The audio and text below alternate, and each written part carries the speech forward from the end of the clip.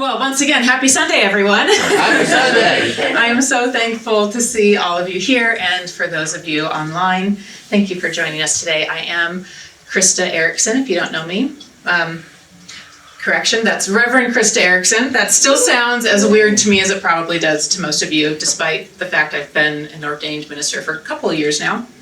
And that's actually the story I'm going to tell today. You know, a few weeks ago, I'm going to sit, otherwise Steve's going to yell at me for pacing too much. I was supposed to speak a few months ago, and it got delayed, which was fine, but the reaction that I got from almost everybody here was, I didn't know you were a reverend. Because I didn't tell you. It was my little secret. Shawn knew, and a handful of other people knew, but that was pretty much it, because the title of Reverend comes with a certain sense of responsibility that, quite frankly, I don't want. That's Shawn's job. I don't want to be responsible for anybody's spiritual path other than my own. And in fact, my path has been a wholly selfish one. And I'm not ashamed to say that, because I think that spiritual paths should be selfish. We should be looking for our self-growth, although community does play a huge role in that. Steve, I apologize. I'm going to run over here to get my papers really fast that I didn't grab.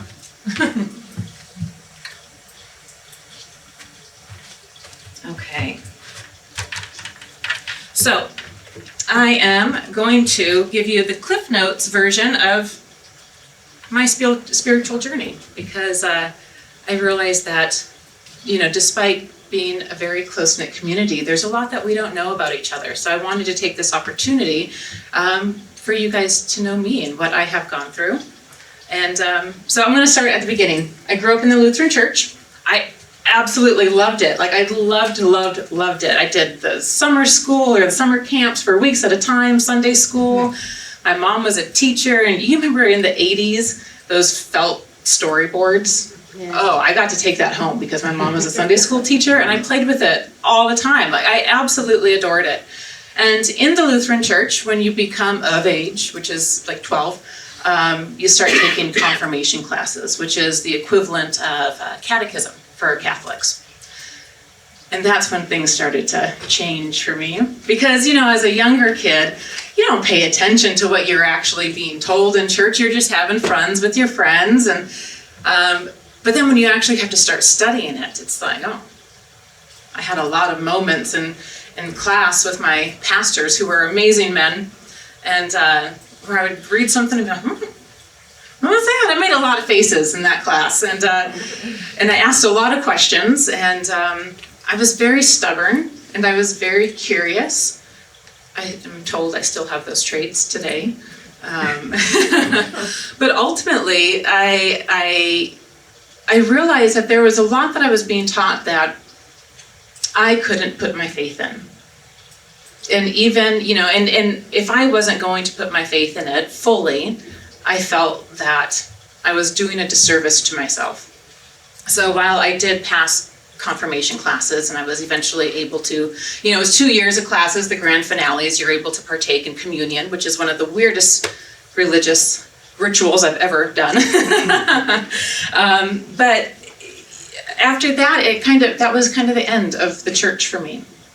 And it was also the beginning of a very rough period in my life due to some family situations that weren't necessarily bad, but as a teenager, I pushed them to the extreme. And I got into a lot of trouble, like a lot of trouble, you guys. And by the time I was 16, I found myself in a locked down detox facility. It was the third time in as many years that I had been sent to some sort of rehab. And, you know, the first 2 times I went, I bought it hook, line, and sinker. I absolutely loved it. And I left saying, I'm done. I'm never touching a drug again. I'm good. And then I'd go home and my friends would throw me a party that same night, because that's just how teenagers are. So this last time, in this you know, lockdown facility, I'm the only female, the only one under the age of 18, probably the only one under the age of 40. And there was a gentleman that was sitting in one of the open areas, and he was just shaking. He was going through withdrawals so badly. And I sat across from him and I just watched him for a while. And I had what a lot of people would call a moment of awakening, but I prefer to call it more of a spiritual awakening, because I saw in him what my future was going to be if I didn't decide to make some major changes in my life. He was God. God was in that man. I don't know his name. I don't know what happened to him. I have no idea what his story is. I never even talked to him. But he changed my life. And what I learned from that is that God shows itself in so many different ways. And that you can get messages from total strangers. And that really started me on a path towards exploring more spirituality, because it really was a God moment for me. And I got out on a Sunday, and by Thursday, I had called my mom while I was in there. I was living with my father at the time in Minnesota, and I called my mom and I said, I gotta leave. And I just found out recently, actually, that my dad also called my mom and said, I don't know what to do with her. So it was a mutual decision across the family. But within 4 days, I was on the other side of the country. I was in California, and my life had turned around. I had made decisions to stay clean and to, be present in my life again, because I was not being present in my life. So I started exploring spirituality, and at this point, where I'm talking the 90s, so I looked into Kabbalah because, Madonna was doing it. Do you remember that? All the celebrities were wearing the red bracelets. Yeah, everyone was doing it. So I looked into it, but it was way too confusing for me. Coming from where I come from, I didn't have the knowledge mindset to even read through some of the text without being, what? So I gave that one up pretty quick. But God was still there. And I say that because I learned that no matter how different the religion was from what I was familiar with, I could still find God in that religion. So I learned that one wasn't right, that there wasn't just one religion that's right for everybody. So that, even though I didn't stick, it pushed me to continue learning, continue studying, and eventually I did what all, angsty teenage kids in the 90s did, and I became a witch. I started practicing Wicca because, again, that's what everyone was doing, and I loved it. And I found God there. I found all the gods there, and they were beautiful and powerful. And ultimately, I learned that I was too lazy to be a witch. I was way too lazy. There is so much ritual involved. You gotta hand it to them, because they really put it all into their faith. Wow. But God was there, and again, I found God outside in something that throughout my life people had said, that's not God. That's bad. That's not. But no, I saw the beauty. I saw the peace. I saw the love that is exuded in that religion. But that didn't stick either, again, obviously, because like I said, I was too lazy. So I kind of stopped the practicing portion of my faith, and I just started reading. I started absorbing knowledge. And I read everything I could get my hands on. And I ended up studying crystals. I still love my crystals. I became a Reiki practitioner in a couple different modalities. Tai Chi, some oils, everything. I just immersed myself in all these different practices that may not seem spiritual or religious on the surface, but when you really dig deep, there's a spirituality in everything. And I learned that God was in each of those things, and that ultimately, you can find God everywhere. And that really gave me peace, because I could combine all these different practices. And I started to kind of create my own idea of what God was. Because at this point, I was still searching. I was searching my entire life, constantly chasing God down, trying to figure out where God was and how he fit into my life. And then when I was in my early 20s, in the midst of all of this fun and excitement that I was having, I had a stroke. I had, it was what they call an eye stroke. And it was very uneventful. I woke up one day and I was blind in my left eye, and that was it. And I'm such a laid-back type of person. I didn't even go to the doctor for 3 days, you guys. I just thought, it'll fix itself. And it took a couple years, multiple surgeries for me to get my vision back, which I did. It's fine now. But I realized that even God was in that moment. Because at this point, my lovely husband, Tim, and I, we had been together for a few years, and we had made a very definite decision that we were not having kids. It was not on our agenda. Neither of us wanted kids. That was it. And without going into too much of the medical detail, ultimately, because of the stroke, I ended up pregnant. I had to get off certain preventative measures because of blood clotting issues, and we ended up with not one but two very beautiful boys, Irish twins. So they're only 13 months apart. Teenagers now that weren't even awake when we left for church. Otherwise, I would have dragged them here. But I learned that even in that moment of darkness, when I didn't know if I was ever going to be able to see out of my left eye again, and my eyes are terrible to begin with. So losing vision in one eye, it was basically, I'm already legally blind at that point because my eyes were so bad, like I had to have corrective lenses, so it was like, I may not ever see again. But I learned that while I don't believe in fate, because I believe that we have control over our destiny, I did learn that there is some kind of path, that I do believe that our circumstances that we're born with, that we're raised with, eventually lead us down, and that no matter what we do, we always kind of end up somewhere where we're supposed to be. So I continued my spiritual journey because I saw God once again, and I thought, okay, it's time to do something new, time to keep learning, keep absorbing. And an opportunity came up, and we were living in California at this point, and the Dalai Lama came to San Francisco, or San Jose. I don't remember which one. And we were lucky enough to get tickets to go and be in the presence of His Holiness the Dalai Lama. Oh, and let me tell you, God was with him. God was there. He is the pure expression of divine love and joy and peace. And, the Bible says that we have to be like children. And he is so childlike in all the best ways. And it was amazing just being in the presence of somebody that encapsulates his beliefs so completely. It was such an amazing experience. And again, I saw God in yet another religion. God was there. And shortly after that, I was volunteering on a community project. So I did a lot of volunteering. And I met a woman called Anna, and she pressured me into going to her church, like pestered me over and over and over again.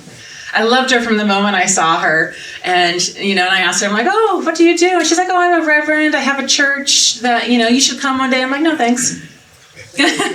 Nope, not gonna do it. Because I had been there. I was done. I didn't want to do that. I had my own ideas and my own faith, my own perception of what it was.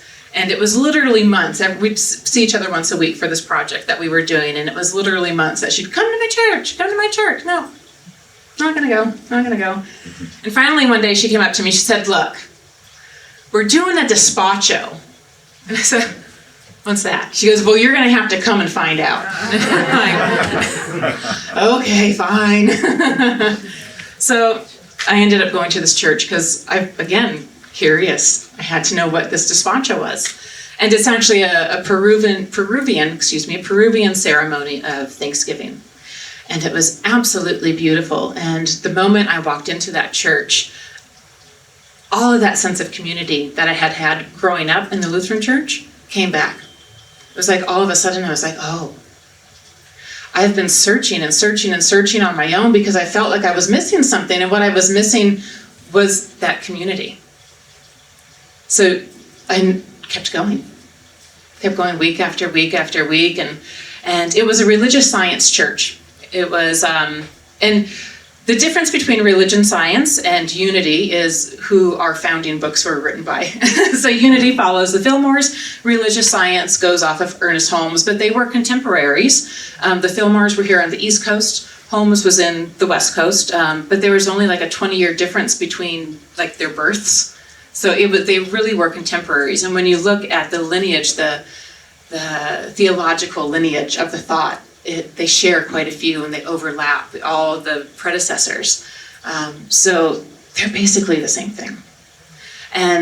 But I didn't know anything about it at this point. So I continued to go to this church and I'm like, I had no idea what this is because I had never heard of U-nity or Centers for Spiritual Living or New Thought. I didn't know what this was. I was like, there's actually a church that teaches spirituality? Like, that was, my mind was blown. Like, I had no idea that was even possible.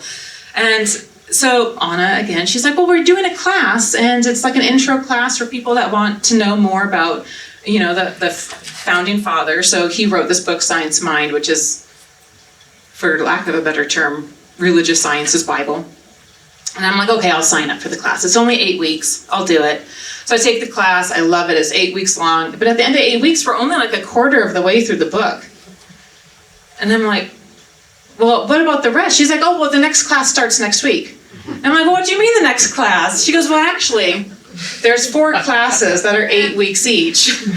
So if you want to do the whole book, you got to do all 4 classes. And I'm like, well, okay. So at this point, I'm already hooked. And then she goes, and also, we're an affiliated center through Emerson Theological Institute, so these will actually count towards a practitionership, which is a step before Reverend. If you want to do that, I'm like, no. I don't want to do it. I'll take the classes, but no. So I continue taking the classes. A year goes by, and I finally get through this book, and I'm absolutely hooked, obviously. Like, I love it. The next year, new classes start up for, the second level, and we go beyond Ernest Holmes, and we start going into the Thomas Troward and Katie and Emerson and all these other, theologians from the past. And I just love all of them except Troward. I really didn't like Troward. I had to take that class twice. And then I had to teach it before I actually understood it. Like, he had a lot to say and he used very little punctuation. He's very difficult to read. But I did it. And at that point, it was like, oh, well, you might as well do 1 more year and then you can become a practitioner. And I'm like, well, I guess. I was still very reluctant to, I was already on this path, but I was very reluctant to do it because I didn't want that title. I didn't want that responsibility, but I still wanted to take the classes because I was loving them. I've always loved school. So I took more classes and then we moved. I was 3 years into seminary. This is ultimately what it was, is I was reluctantly in seminary school. And 3 years in, we moved to Connecticut. And my classmates, because it was like, when you start this, it's a core group and there was a dozen of us. And each year, 1 or 2 would drop off. But at this point, there was 7 of us that were still in it. And we were so close. And it's a family that, like any other family, because you're talking about all things spiritual and you're going deep and you're going personal.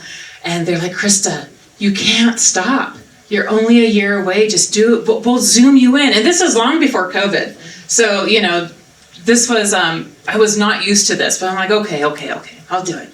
So then for a year after moving here, I'd go online, 9 p.m. our time, 9 to 11, and I would take classes once a week. And eventually that class ended, or that year ended, and I flew back to California and I did my oral and written exams and became a practitioner of religious science. And after that, there's only 2 more years left before you become a reverend. But I was done. I was absolutely done. There was no way I was going to spend 2 more years going to class every Thursday night from 9 to 11 p.m. Like, I was so tired all the time. Like, Fridays were the worst days of the week because I had no sleep, no rest. But of course, I got talked into it. And, time passes anyway, is what they kept telling me. Time passes anyway. You might as well do it. Just come this week. just one more week, and one more week, and one more week, and one more week turned into 2 more years. And before I know it, we were flying back to California so I could do my oral and written exams to become a reverend.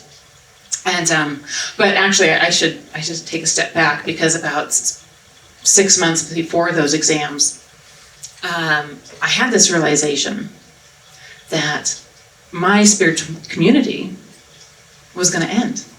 When these classes ended, they were going to be gone. Because again, this is before COVID. They weren't streaming their services online. This was my connection to my community, and it's ultimately why I kept going 3 years after moving here. And I told Tim, I said, we have to find a church. We have to find a church, because what am I going to do? I can't lose that sense of community again. And I'm not going to lie, I had looked at U-nity, or I had found U-nity probably about a year before we started coming here. And there was part of me that was scared, because when you find that spiritual community, it's like when you've been in one before, you know how powerful it can be in all the right ways. It's so beautiful to create these relationships and to be in a room with people that believe the same things that you believe in a joyful, positive way. It's almost addicting. And I wasn't ready to put myself out there again at that point when I had first found U-nity. But when it came time, it was like, oh no, now I need this. So we showed up to U-nity, and guess what, you guys? We found God here. God was here. And from the moment we walked in, and we loved it. In fact, we went home that day, and some of you may have read this story because I shared it when Reverend Shawn did his weekly first times. Tim and I had never been to church together. Wow. We had been married at that point for 15 years, and we had never been to church together, because while this whole time I had been going through this huge spiritual growth period over a couple decades of my life, Tim was happy with what he was raised in, and we went to different churches.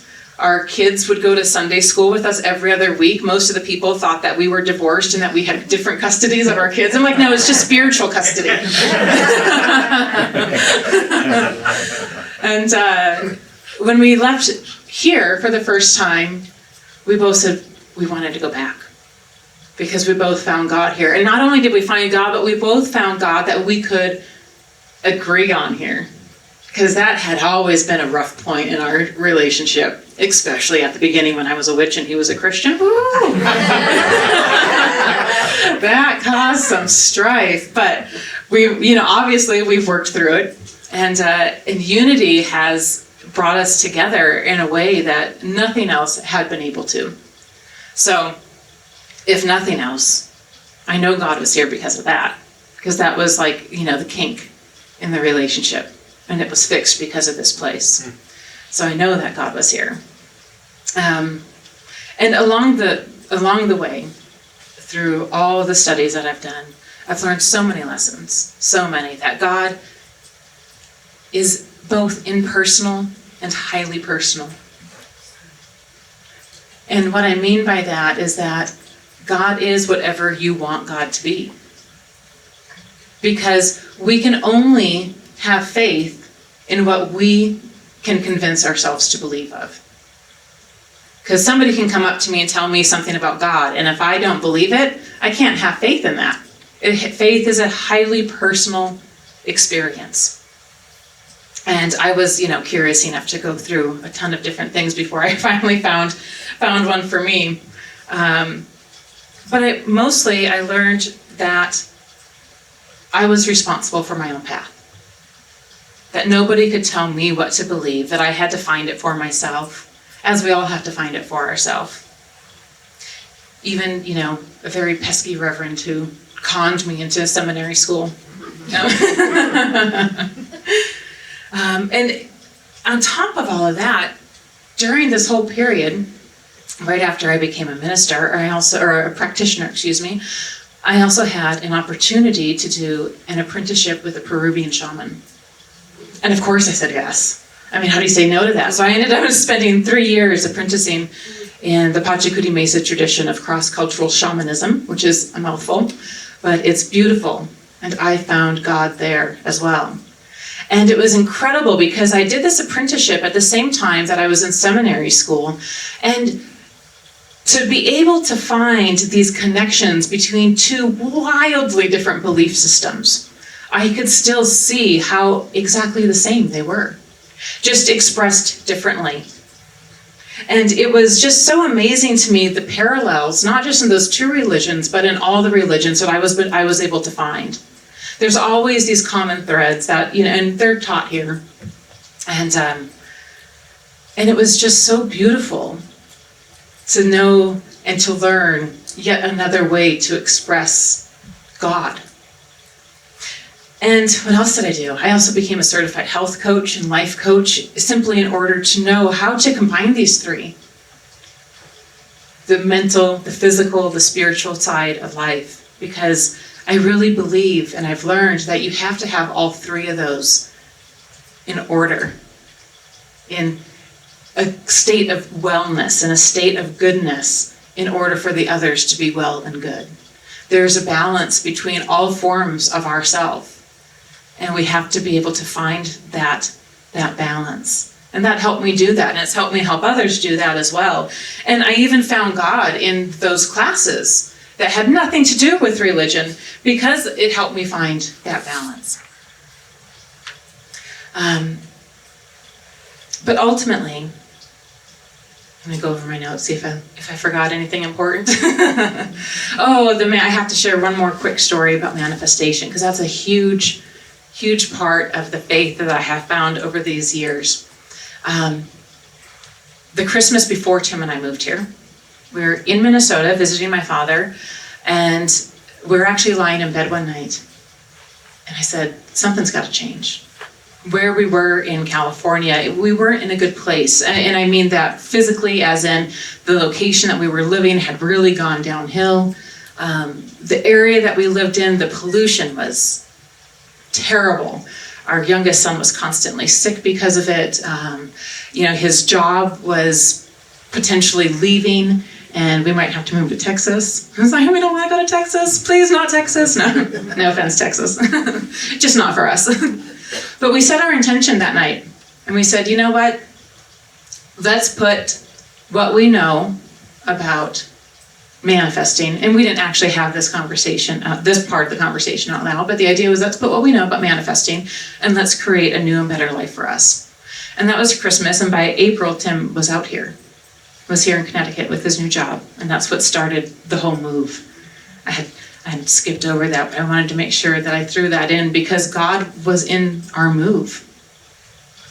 Our life has improved in every aspect since moving here. And I know some people are like, here? But from, it's perspective. It's always perspective. And this was a huge upgrade for us in so many ways. Our youngest son that was constantly sick hasn't had to use an inhaler once since we moved here. And he was on a nebulizer at least once a week. A medical grade nebulizer, because his lungs were so bad, the pollution was so bad.